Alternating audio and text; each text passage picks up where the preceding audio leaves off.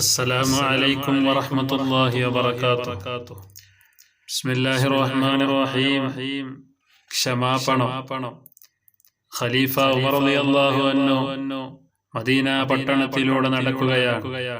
വളരെ ഇടുങ്ങിയ ഒരിടവഴിയിലൂടെ എതിരെ വരുന്ന മറ്റൊരാൾ അയാസ് ബിൻ അബി സൽമയാണത്. ബഹുമാനപ്പെട്ട ഉമർ റളിയല്ലാഹു അൻഹുവിന്റെ അടുത്തെത്തിയിട്ടും അയാൾ വഴിമാറുന്നില്ല, കടന്നു പോകുന്നുമില്ല. ഉമർ റളിയല്ലാഹു അൻഹുവിന് മുന്നോട്ട് നടക്കാൻ വയ്യാതെ അയാൾ തടസ്സമായി നിന്നു.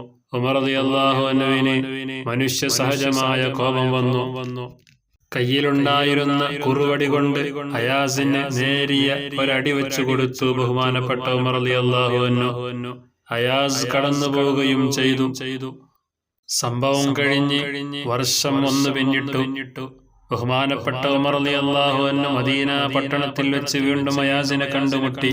ബഹുമാനപ്പെട്ട ഉമർ റളിയല്ലാഹു അന്വേഷിച്ചു, നിങ്ങൾ ഈ വർഷം ഹജ്ജിന് പോകുന്നില്ലേ? അതേ അമീറുൽ മുഅ്മിനീൻ അയാസ് പ്രത്യുത്തരം നൽകി.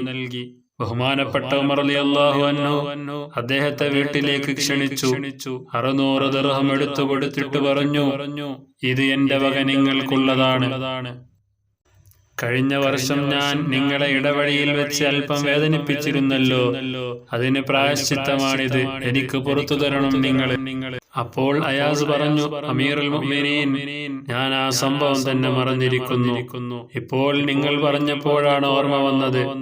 അപ്പോൾ ഖലീഫ പറഞ്ഞു, ബഹുമാനപ്പെട്ട ഉമർ റളിയല്ലാഹു അൻഹു പറഞ്ഞു, അതെ, ഞാനത് മറന്നിട്ടില്ല, മറക്കുകയുമില്ല.